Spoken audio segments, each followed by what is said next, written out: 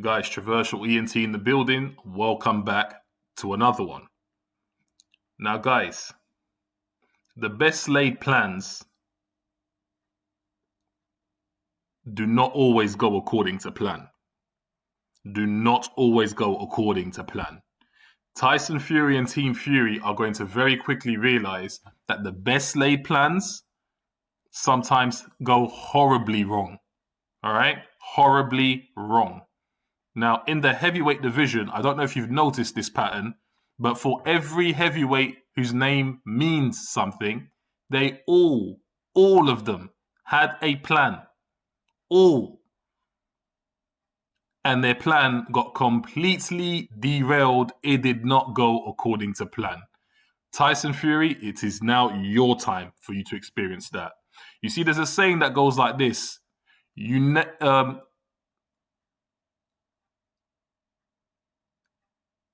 Opportunities are limited and unpredictability looms. Therefore, take the big money that's on the table, right? When the guarantee money is there, you take the guarantee money because opportunities are limited and uncertainty looms, right? Therefore, take the big money that's on the table. Tyson Fury and Team Fury think they've got the whole thing figured out. I can tell you lot this right now. Tyson Fury, currently, he feels great. He's not depressed or upset, which is absolutely crazy because this guy is now not going to be fighting in his next fight, in this big money fight that he had arranged for him with Anthony Joshua. But he's not bothered about it because in his head and Team Fury, all of them, Tyson, Team Fury, all of them, this is how they see it. They are happy with the fact that Eddie Hearn was able to make the fight happen because it gives them the assurance that Eddie Hearn can create this big money fight. So now that they know that, they've got reassurance of that. So they're not too fussed because the way they see it is that money's coming anyway. Because they're thinking, when I beat Deontay Wilder, Joshua will not have a choice but to fight me, regardless of what Anthony Joshua says today, right? So Team Fury love it, okay? Tyson Fury himself is probably very happy with that too. For the longest time, he's the one that's been saying, AJ's had fights where I've been off for the longest time. So now that I can face him maybe later in the year, he's happier about that. All right? Fine. That's your plan. Your plan, Team Fury's plan. But the best of plans go horribly wrong sometimes. And it has done for every heavyweight whose name means something but Tyson Fury. But guess what? Your time, I believe, has come. So let me tell you what that means, yeah? Let me tell you what that means. Tyson Fury believes he's going to go into this Deontay Wilder third fight, beat Deontay Wilder, and then he can focus on getting getting that fight finalized with AJ, right? It's a fantastic plan, isn't it, Fury? But guess what? I'm telling you that Team AJ was done wrong. This is a fact. Team AJ was led on. Team AJ was done wrong. The person responsible for that is not completely Tyson Fury, but it's 100% Bob Arum. And Eddie Hearn to an extent, because he should have clued himself up on the arbitration stuff. I said it videos ago, that Deontay Wilder will win the arbitration. It's 100%, because that's why contracts and contract clauses are there. However, Tyson Fury doesn't have to fight Deontay Wilder. He simply has to pay him. If that could have been arranged, then this wouldn't be an issue. But there we are. You got Team Fury. You got Bob Arum saying they'll never pay Wilder. They could just prefer to go in there, beat him anyway. They'll never pay him. Which means if you're not paying him, that means you're not prioritizing the Joshua fight.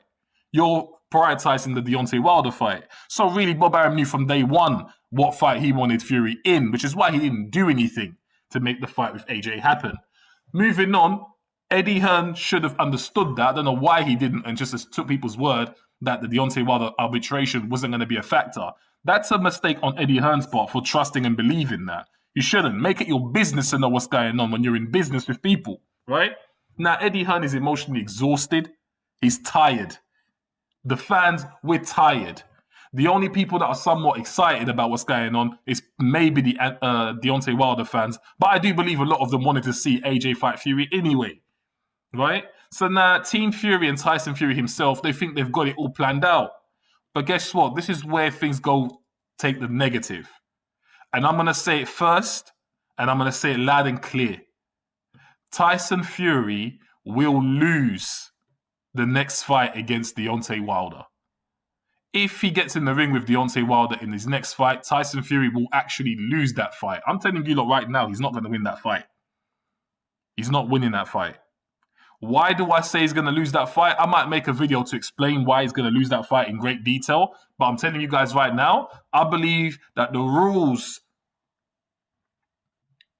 that apply, they teach about this in Taoism, anyone that knows about that. But the rules that apply always roll in a circular motion. It goes round, it comes round, it goes down, it comes back round again. Now that wheel's been spinning for every single heavyweight who had a plan. The wheels spun and the plans were completely derailed. Anthony Joshua had a plan. It got derailed, right? When he was supposed to fight Big Baby, he had a plan. It got derailed. When he was supposed to fight, as I said, Big Baby, then he went in there with Ruiz, plan derailed. He lost these titles. You see that? Plan derailed. Dillian Whyte, another heavyweight fighter whose name means something. He had a plan. His plan got what? Derailed by Alexander Povetkin when he put him to sleep. His plan got derailed. He got put to sleep. Deontay Wilder had a plan. He thought he'd fight Tyson Fury, easy pickings, because Fury was out for a long time, strung out on coke. His plan got what? Derailed. He thought he'd do that. He beat Fury. He'd have so much bragging rights that AJ would succumb. But that got derailed. He got defeated. He drew and he got defeated. So much so that it caused him a lot of damage and damaged his reputation in boxing, that he now has to clean up his mess. His plan got derailed. He lost his WBC title, right? So it's cost all these heavyweights big things. Wilder lost his title, his plan got derailed. Joshua lost all of his titles, his plan got derailed. Dillian Whyte lost his position for the title, his plan got derailed. And now you have Tyson Fury, who thinks he's got the plan laid out beautifully, but little does he know that the rules apply to every single fighter. Opportunities are limited. Uncertainty looms, therefore take the big money on the table. Tyson Fury and his team have not done that. According to the team, they don't want to pay Wilder. They don't even want to consider it. Wilder's team say they don't want to take it, whatever. So they haven't taken the big money with the taking the Joshua fight next. They've gone for the Wilder route. The risk, it is a risk. Call it what you want. You might say Fury will beat him 10 out of 10 times, but it's still a risk. Every fight you take a risk, right? I'm telling you that right now, the plan is going to be derailed because the rules, they are always there, right? Boxing works in cycles. It always works in cycles. If you've been watching the sport long enough, you understand it. Tyson Fury is going to be so badly derailed that the Gypsy King will not have a title to his name, right? The Gypsy King is going to get stopped by Deontay Wilder. That's correct. Deontay Wilder will stop the Gypsy King, guys. Now, the United Kingdom, I want to tell you something, right? We always have situations like this where we got our guy that we're pushing, we're championing, and then our guy gets in there, then our guy gets beaten by the American, right? It happens a lot. And I'm telling you, history is going to repeat itself. Wilder will beat Tyson Fury only because history always works in cycles. The rules works in cycles. Tyson Fury thinks he's got the plan laid out. He's going to get a very rude awakening. A very, very rude awakening. Do not forget, guys, Deontay Wilder has the equalizer. No matter what happens to Wilder, the equalizer will never leave him. If he lands his right hand on any fighter in boxing, you are going to the deep depths of hell. He's putting you to sleep, right? Don't talk to me about Tyson Fury getting up from that right hand once before. This is not the case now, right? They're going to fight. We'll see what happens. If Fury wins, congratulations to you, Tyson Fury. But guess what? I'm telling you, your plan's going to get derailed. You think you've got it all figured out? No, mate. You're going to get a shocker. A shocker. Which will mean what? It will mean once again the heavyweight division is defragmented. Because I've always said this and I stick to my guns. If Deontay Wilder should beat Fury, which I believe simply because of the rules of boxing and the cycle, I think karma will come back and hit Fury and he will lose. Should Wilder win, I stick to what I say. Wilder will play the diva He's not going to chase the AJ fight straight away next. I do not believe he will do that. I believe he will fight PBC guys, and the whole AJ Wilder thing will come back full circle, right? I also want to conclude this video by saying this. Tyson Fury, as he currently is now, has lost a lot of credibility in the eyes of the boxing public. It's not all completely his fault, but regardless, he has lost a lot of credibility in the eyes of the boxing public. Believe it or not, this whole unveiling of how it's ended, this whole fiasco with AJ Fury, has actually damaged the brand of Fury. It hasn't helped Tyson Fury's brand. It's damaged the brand of Fury. He hasn't severed it, he hasn't completely eliminated it, but it's taken a dip. There's no doubt about that. Because anything that comes out of Tyson Fury's mouth at the moment, it's nothing more than a pile of horse dump. Okay? 6'9" Gypsy King. Everything that comes out of your mouth from this point onwards until you get into the ring is nothing more than a pile of horse dump. Okay? There's a lot of people out there who do not want to hear Tyson Fury open his mouth at all. They simply want him to shut up and get in the ring and just fight whoever you're going to fight. There's a lot of people that feel that way. Truth be said, I am one of them too. I don't want to hear Tyson Fury to such an extent that I don't even want to click on a Tyson Fury video right now. Because I feel that individual has emotionally wasted a lot of people's time. Because you get invested in fights when you see a fight building up. So when it doesn't happen, you just feel like all that build up and then an anticlimactic ending, it leaves you emotionally drained. Eddie Hearn is emotionally drained. So when he said in his interview, it's exciting times, I looked at him like, can you shut your mouth, Eddie Hearn? Like, who are you trying to convince with that nonsense? You are shattered. You're broken. You're literally broken right now. You got played by the old dinosaur in Bob Arum. He played you. But then you really played yourself because you should have made it your business to understand that Deontay Wilder was always going to win the arbitration.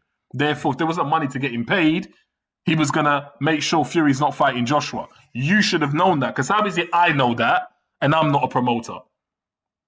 And you know I know it because I've been saying it in my video since when? Way back when. So I don't understand how Eddie Hearn didn't make sure to get that covered before anything else. But credit to Hearn, he did what he could. He made the fight happen. Tyson Fury and his team, they've been nothing but a joke during this whole process. Peter Fury, joke. John Fury, joke. I might be getting the names mixed up, but I'm talking about the father. Bob Arum, joke. Frank Warren. To be very honest with you, I think Frank Warren did want to see the AJ fight with Fury, but I knew Frank, at the back of his head, knew the Wilder thing's still going to cause a ripple in his whole negotiations with AJ. I think Frank understood that. That's why Frank just watched it from the sidelines. Bob Arum knew 100% that the AJ fight couldn't happen without Deontay Wilder say so. He understood that. It cannot happen without Deontay Wilder say so. Now, some of you, I'm not going to go into the technicalities of it and how that fight could happen in September, whatever. But the point is this. Bob Arum knew AJ was not going to be fighting Fury next. That's the honest to God truth. He knew that. All right? There's plenty of videos out there that tell you how he knew, and they detail it. Go and look at Hatman's video, etc. You'll learn about something. But I'll leave it at that. Tyson Fury, as The Rock used to say in WWE, tick-tock. Tick-tock.